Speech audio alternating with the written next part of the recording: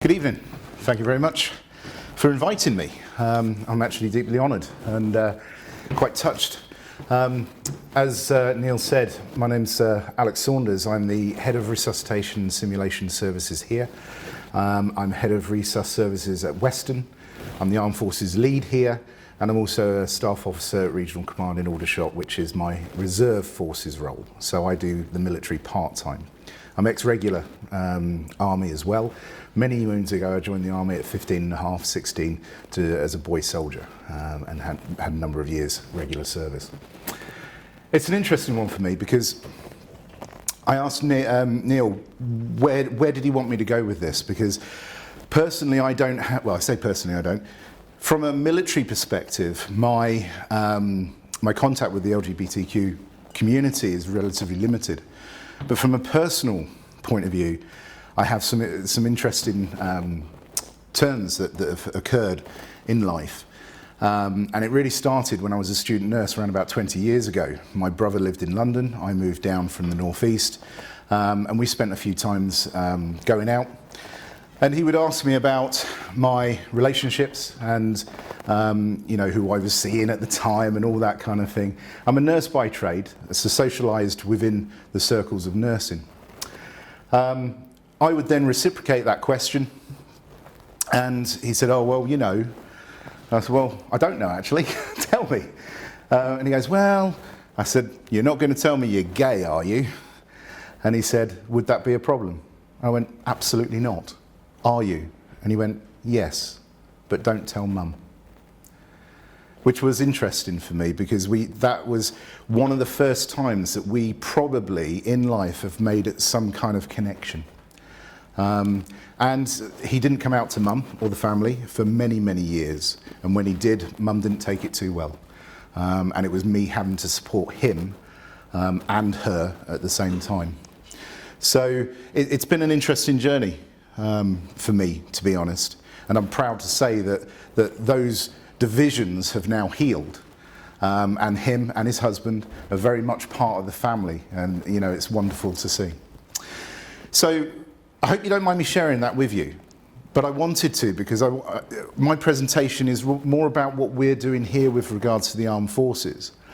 And I hope as we go through, I'll be able to relate it to some of the LGBTQ things, but I wanted to give you that about me and us, my family, to kind of make that kind of bridge. Does that make sense? Is that okay? So, what are we doing in the what is the Armed Forces Network about? I started in the Trust in May. I came from Frimley Health.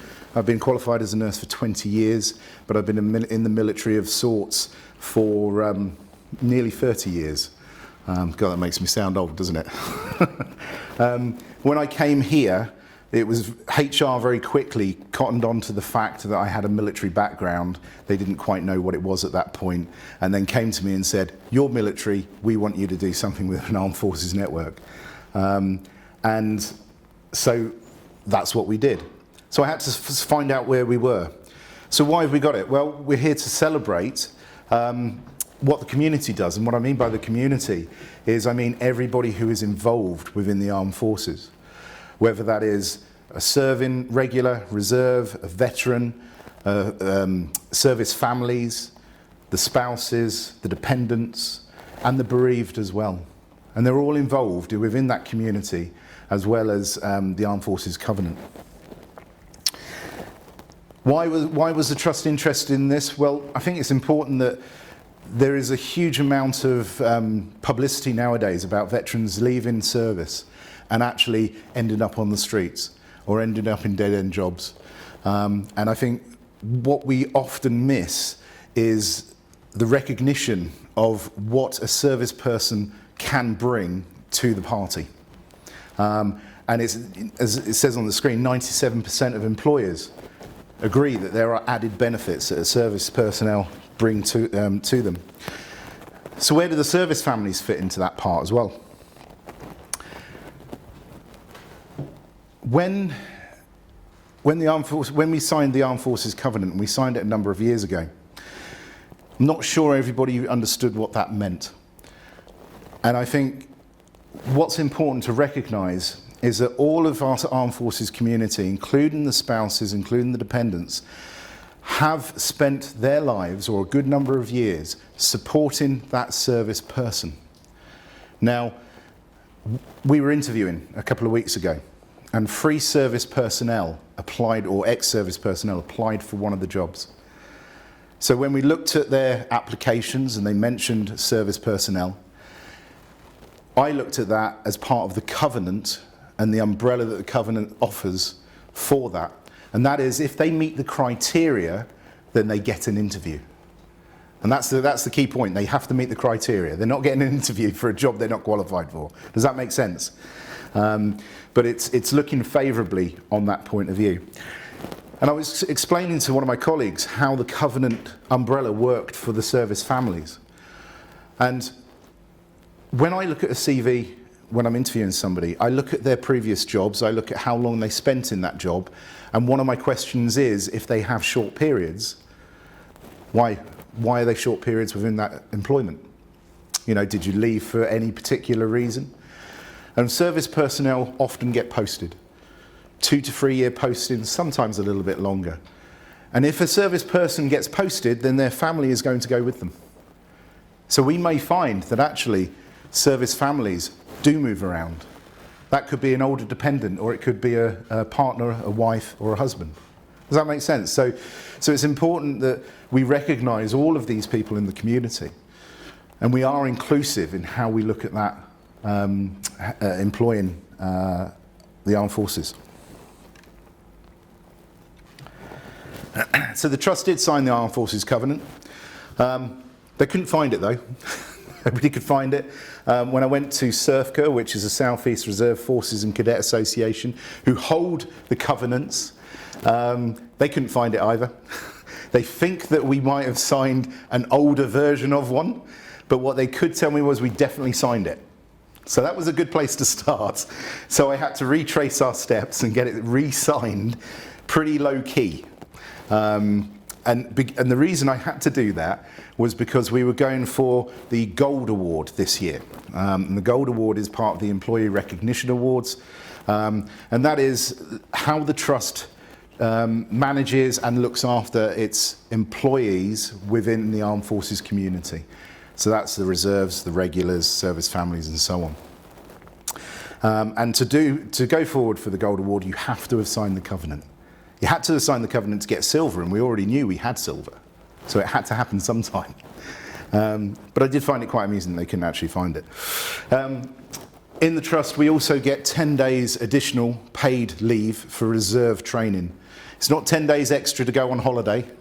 Actually, I may go off to Cyprus. I may go off to Germany, but it's not a holiday. Trust me, we are working quite hard. Putting up hospitals, taking down hospitals, doing a week-long exercise with casualties coming through 24/7. They're quite tough exercises. I'm not sure what they're like in the Navy. Perhaps we don't want to go there. But we do have 10 days to actually do that, which is good. And some of you may know I came from Frimley Health, which is a military, it's a hospital with military embedded into it, and actually the leave that we get here is more than we got at Frimley, which is good. Okay, it shows actually the dedication and the enthusiasm that the Trust delivers for us, which I think is quite touching. We also have the Shavas Clinic. For those of you that don't know, I think it was a captain, wasn't he? Captain Shavas? No, he was a colonel. What am I on about? Colonel Shavas. He was a double bar VC winner, Noel Shavas, during World War I. The Royal Army Medical Corps has 4 double bar VC recipients, and has, I think, 17 in total VCs in the actual Corps itself, which is quite significant, isn't it, really? To actually get a VC, you have to have done something incredible. To get 2 of them, incredible? I don't know. I'll leave that one to you. But the Shavas Clinic is quite an interesting one. It's run by Lieutenant Colonel Ben Caesar, who's actually a regular officer.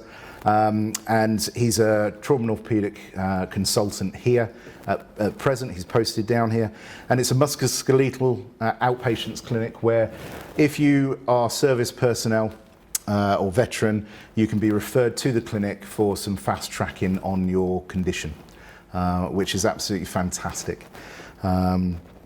That clinic's held monthly, and both GPs and physios can refer into that, and they're quite busy actually, which is fantastic. So when I started last May, that's all that we had. We had the silver, we had the Shavas clinic, and we had some good, and the 10 days extra leave pay.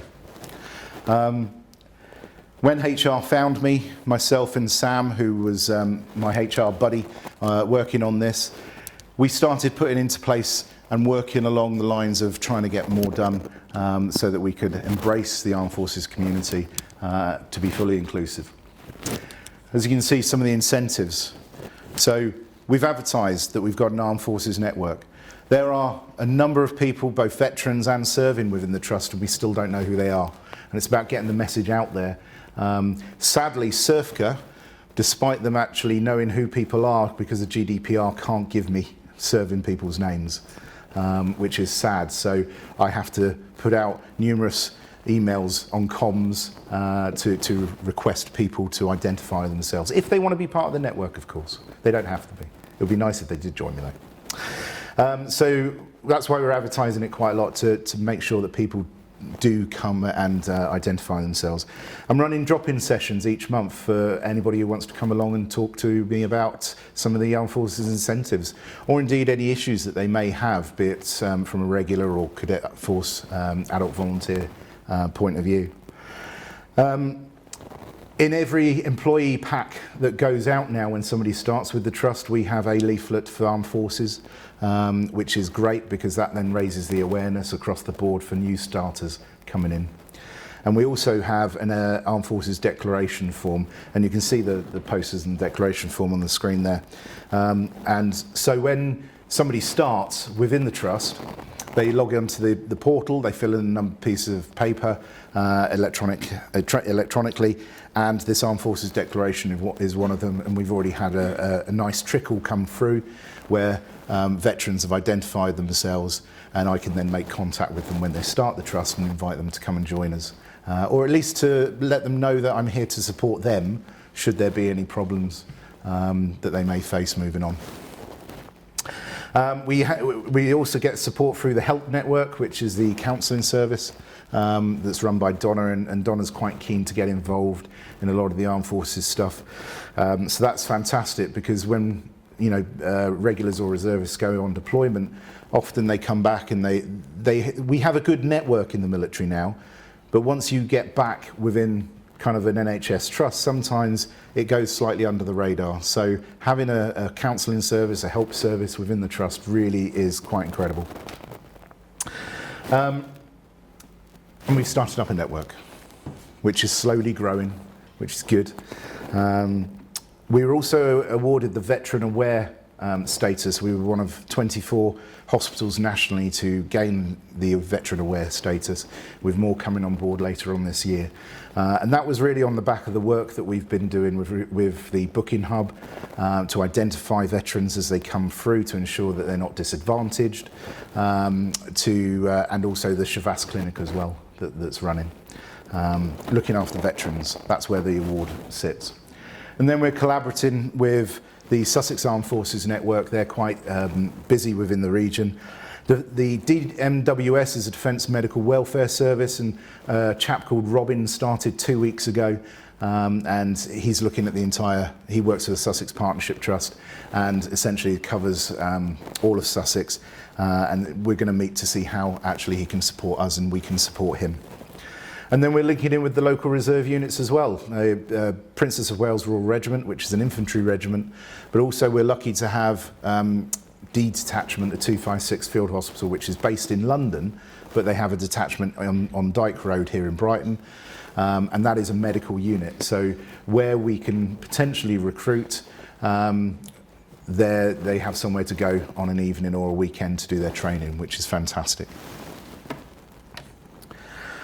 So continuing on from where we've gone, I told you I managed to get the covenant reaffirmed, and I have a copy of that now, and our chief executive has a copy of that too. The Gold Award application's gone in. We should hear in the first week of August as to whether that has been approved or not. We're looking, the 10 days additional paid leave has now been removed from the special leave policy where it did originally sit, alongside jury service and all of that kind of stuff. And it's now been moved into the Armed Forces policy, which is just going to the tech group next week, 16th, as I understand. So I'm hoping that's going to get ratified, and I'll talk about the policy shortly. The Shavas Clinic, again, is still carrying on. There is online learning that a lot of the staff have gone through, which helps with veterans and how we manage those going through our booking systems. And yeah, so the training into the booking hub. So we're doing quite a lot since May last year. It's quite a significant amount going on. Armed Forces Week was last week. The flags were flying at PRH. You might want to check your flagpoles for Pride, because these ones apparently are broken here, which is why they couldn't fly the Armed Forces flags here. Yeah, so we were flying flags up at the PRH. We had the SAFA come in into Fratch Clinic and held the big brew up, which is the bottom right hand picture. And we had Uniform to Work Day, which was approved by our chief nurse and medical director for reserves or regulars and CFAVs to wear their uniform to work, to highlight the good work that the reserves and the armed forces community does. And then on the top right there, we've got Corporal Heather Roberts, who's a critical care nurse here at the county as well. She's a reservist serving with 256 Field Hospital, and she was at the nurse recruiting event on Saturday, talking to the potential recruits for the trust, where I think we had 15 book on and 8 were recruited. So it was a pretty successful event. Not down to Heather, I'm sure, it was down to a lot of other things as well, but certainly it was great to have a representation there from one of our members of staff, but also the officer in command of the detachment in Brighton also came down too. So that was good. So the policy then, why do we need it? The policy is quite an important part for me, because it really establishes that foothold and commitment from the trust to say, this is where we want to go and we're laying this in stone. And so it's an important part for me, rather than just plain piecemeal to doing, yes, we'll do a little bit of that and a little bit of this. It's putting something tangible out there to all of the trust members, the general public, and seniors, that actually we do care about what we're doing. We do want to be inclusive here, and we do want to celebrate the work that people do. So the policy was quite an important one. The policy that I've written is based solely, well, not solely, but pretty much on the NHS employers, which also has an armed forces piece, their model policy. I took their model policy, I took Guy's and St Thomas's, I took Bart's policies, and I took my experience from being deployed, and I put it all into one document and sent it through the various different channels. So hopefully it'll come out the other end relatively coherent and ratified in a couple of weeks' time.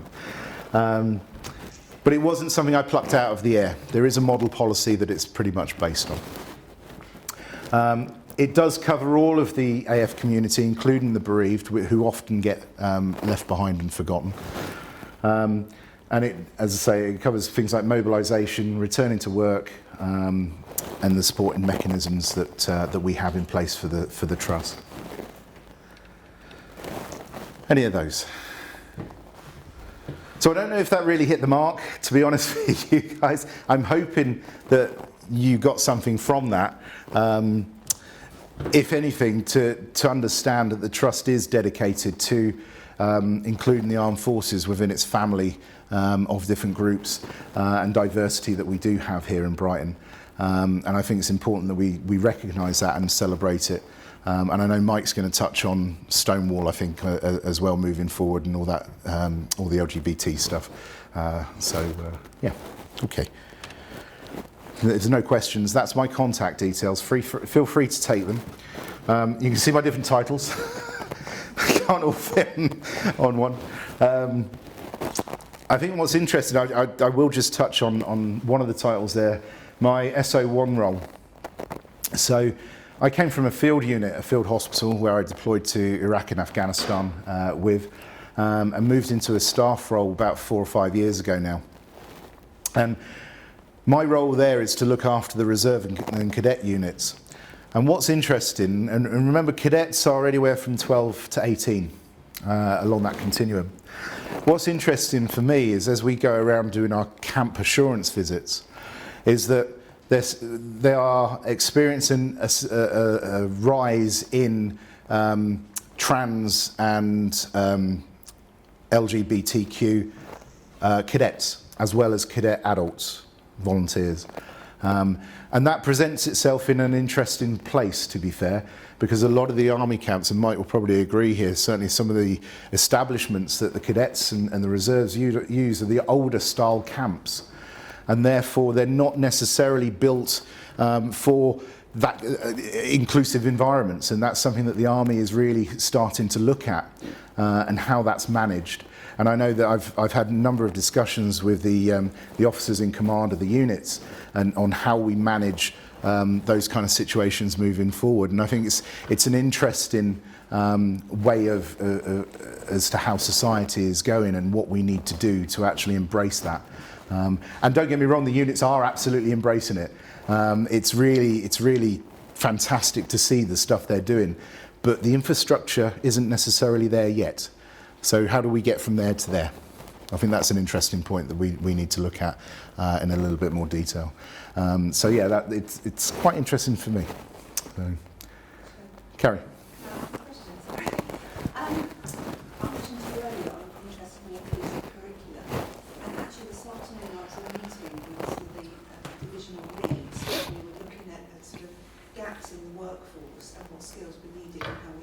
Mm-hmm. Get those skills, and they identified that there's a problem with mental health patients, in that a lot of them coming in from the community have got drug abuse problems. Quite often that drug abuse problem is because of post-traumatic stress, Mm-hmm. and that we do see military people here with those problems. And he was saying, you know, how can we educate people to look after them? And I'm just thinking, is there a connection? So if there was somebody on the ward that was somebody, a veteran, that did have that problem, would the staff on the ward know that you exist and that you might be able to support them? Well, I think that's a very good question, personally. Not yet. Some do, but a lot don't. Only being in post a year and starting to move things forward, the information hasn't got to them yet. I want it to, because I'm TRIM trained as well, which is one of our mental health courses that we run. I want it to get out there because they need to understand that the network, you know, they do have a support, and they do have people who can help. So any more that you can do or think of to help me get that message out there, please do. We do have a Twitter feed, as you can see as well. We do have an email address, and I am contactable on a number of different means. So it's just a case of making sure that we do get the message out if we can. But I think you do have an absolute point. You know, a lot of the staff don't know that we're here yet. No, but we can translate that to all characteristics. Yeah. That there is a special need for whatever that reason is. Indeed. And so let's kind of bring that together and make sure we can train ourselves. Yeah. And support it. Yeah. Thank you. Hi. I'm just interested to know with the trans recruits, do people often declare that they're trans when they come to you? Is that something that they need to do when they're wanting to join? Or? They don't have to. It's entirely up to them. And Mike, feel free to jump in here if you know different. They don't have to identify themselves. If they want to, they can. And from there, obviously, the appropriate things are done to aid that person through training. It's absolutely accepted. If anything, and this is an interesting thing. That's my little one down there. She comes home. I'm talking about it. It's okay. She comes home and there's stuff on television about how people still don't accept LGBTQ, and my little one goes, "Why? Why is that all going on? Because it's normal. It's normal for them." And actually, the younger recruits are absolutely more accepting than the older more long in the tooth soldiers and officers out there. But I think the army and the military in general has done a huge amount, a significant amount to include, and even down to the degree that they've changed the name of to D&I, so diversity and inclusion, opposed to equality and diversity, to recognise that it's all about inclusion. And it's the younger ones that are absolutely, completely accepting. And that's fantastic to see, to be fair. Okay. Any other questions?